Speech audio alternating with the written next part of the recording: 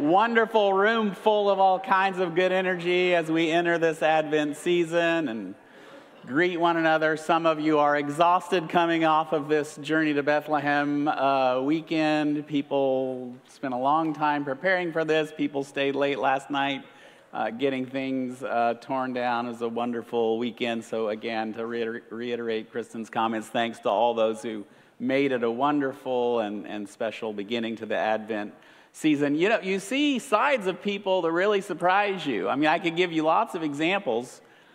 We do some typecasting. I'm not going to go into that. But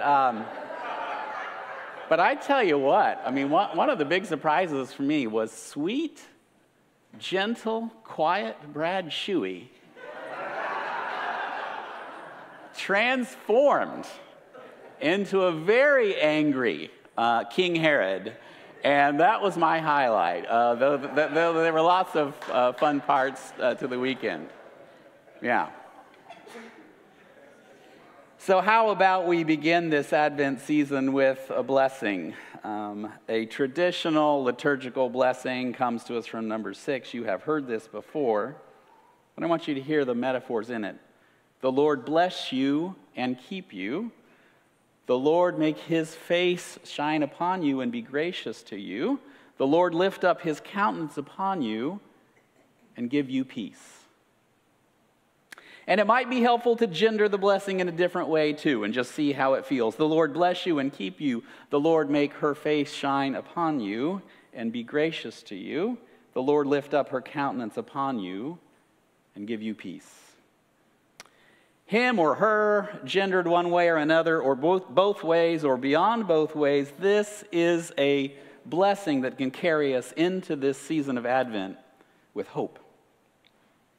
We live in hope that God's face will be turned towards us, fostering us in the courage we need to meet what's here, what's before us, fashioning among us new ways of facing one another with care and with compassion. Note on the screen here, the image is the traditional theme of Mary with the child Jesus. This is a relief by Donatello from mid-15th century Florence, but you know, this is pervasive in art history. It could have selected lots of different ones. But notice that the child is being fed, held close and warm, and is receiving all this affection near the face of the mother, turned towards him. We might ask why this image of mother and child holds such a central place in art history. And one answer might be kind of the obvious one, that it's Bible stories, and we're talking about the West and Europe, and this image carries theological freight. But we might also sense that something more is going on in this image. In addition to explicitly religious or doctrinal themes about the incarnation, this breastfeeding encounter radiates an image of care, connection, and interdependence. It reaches past the particulars of Mother Mary and baby Jesus to reveal how deeply every single one of us is shaped by the need for caring faces close by. Countenances that comfort us and connect us to the full unfolding of who we can be as long as we can keep hope alive together. So friends, on this first Sunday of Advent, hear now our reading for this morning. This comes from Psalm 80, from Israel's prayer book, now our prayer book. Give ear, O shepherd of Israel, you who lead Joseph like a flock. You who are enthroned upon the cherubim, shine forth before Ephraim and Benjamin and Manasseh. Stir up your might and come to save us. Restore us, O God. Let your face shine, that we may be saved.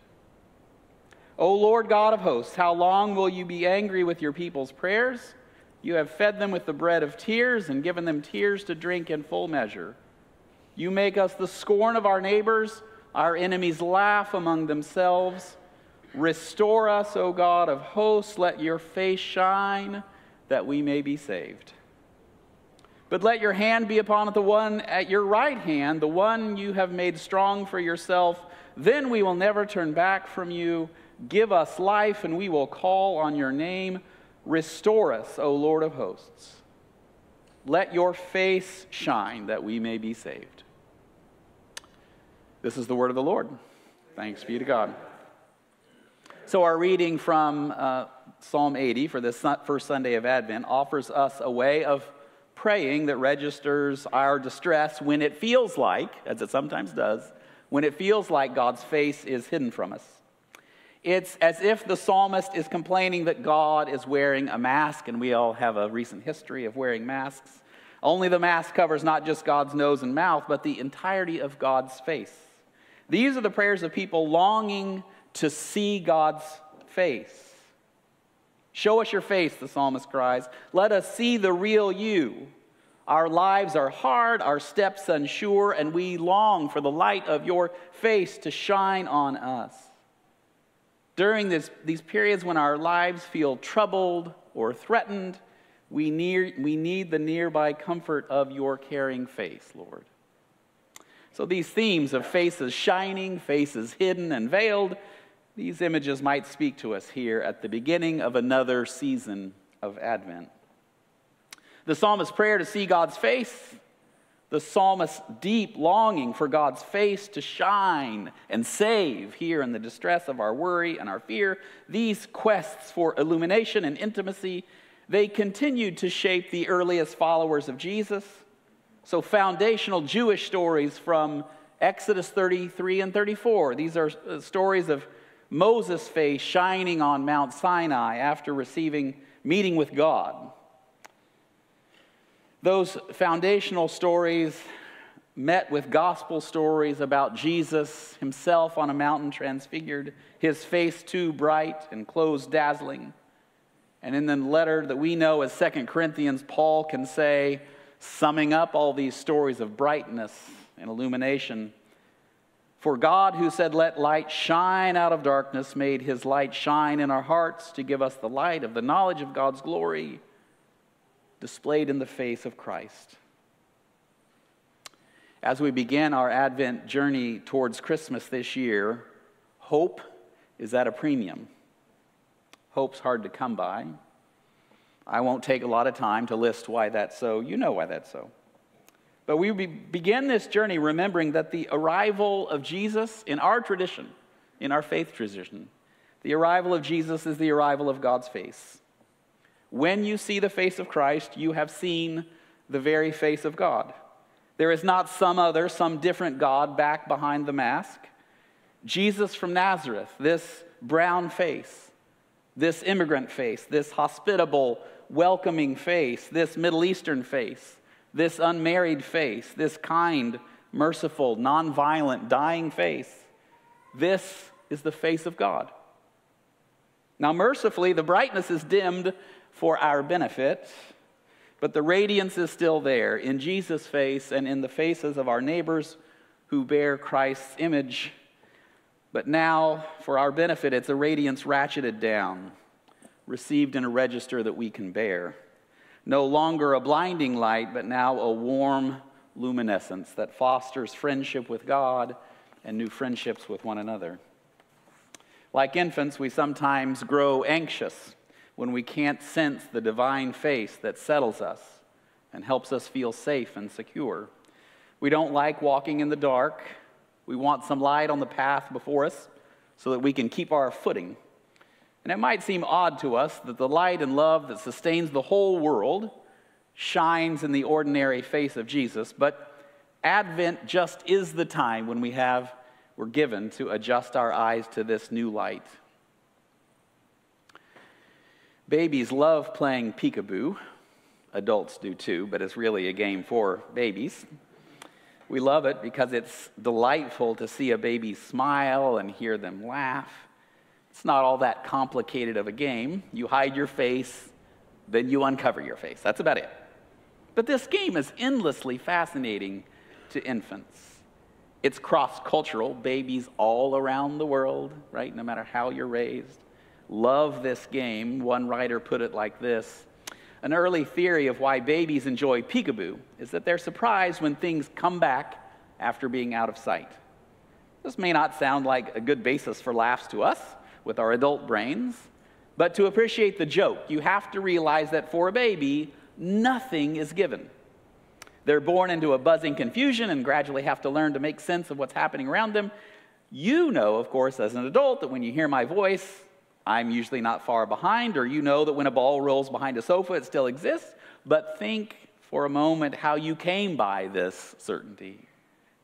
Swiss developmental psychologist Jean Piaget called this principle object permanence and suggested that babies basically spend the first couple years of their life working it out. And of course, those 2 years are prime peekaboo time. Looked at this way, the game isn't a joke. Instead, it helps babies test and retest a fundamental principle of existence, that things stick around even when you can't see them. Let me say that again. Things stick around even when you can't see them. Now, suppose you wanted to pray or sing within Israel's tradition of longing to see God's face, to take up the language, the imagery, the metaphors of Psalm 80 and give it flight. Suppose you had come to believe that the ordinary Middle Eastern face of Jesus from Nazareth had become the very face of God within the messy materiality of our history. And again, suppose that your imagination had been shaped by Jesus stories of Jesus living, dying, rising, and ascending, then a burst of exploding energy and the outpouring of the Spirit that fills the whole universe and every single face with that same radiant light. Now suppose you wanted to tell that truth at a slant or from a fresh angle so that it might become music that people could hear in a new way. How would you do it? Well, the poet Gerard Manley Hopkins took a shot, and when he did, it sounded like this. You've heard this before. As kingfishers catch fire, dragonflies draw flame. As tumbled over rim and roundy well stones ring, like each tucked string tells, each hung bell's bow swung, finds tongue to fling out broad its name. Each mortal thing does one and the same, deals out that being indoors each one dwells, selves, goes itself, myself it speaks and spells, crying, what I do is me, for that I came. I say more, the just man justices, keeps grace that keeps all his goings graces, acts in God's eye what in God's eye he or she is, Christ. And then the line with maybe more familiar to all of us, for Christ plays in 10,000 places, lovely in limbs and lovely in eyes not his, to the Father through the features of men's and women's, children's faces. We find hope during Advent in the way Jesus' face collects and crystallizes the turning of God's face towards the whole world in love. So in Jesus, this is already borrowed light, and yet as Hopkins' poem reminds us, the borrowed light gets borrowed a second time, shared with the world through the features of your face and mine. God's light playing first in the face of Jesus the Christ, then Christ's light playing again, lovely in limbs and eyes and faces not his. During Advent, you can complain if you want that the only light we have is borrowed light, or, if you want an alternative, you can simply welcome the borrowed light as blessing. Friends, there might be long stretches of our lives when the only light we have comes to us from the ordinary faces around us. Sometimes that's all you get. And our work during Advent is simply to welcome the light. Let it bounce around in your body. Our ordinary faces can become like the moon, the reflected light, the hope and the love that someone else needs to see. This holiday season for some of us might feel strange and hard. Many of us have had a tough year and come into Advent with all that heaviness and the pain of our losses and the fracturing of relationships and the disappointments of so many of our assumptions and hopes. We long for light, for love, for healing, for intimacy, for connection, for friendship.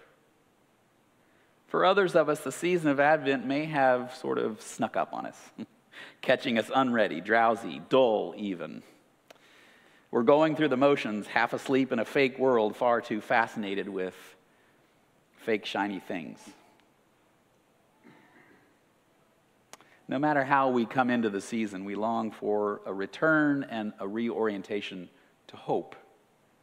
We cry out for another chance to adjust our eyes to this hope-giving light in all the ordinary, beloved faces around us, reflecting as they do the bearable shine of an unbearable light. Show us your face, O God. Let us see your light reflected in the face of Jesus himself, even as we face one another, even as we face another uncertain advent. Lord, let the light of your face shine upon us. Amen.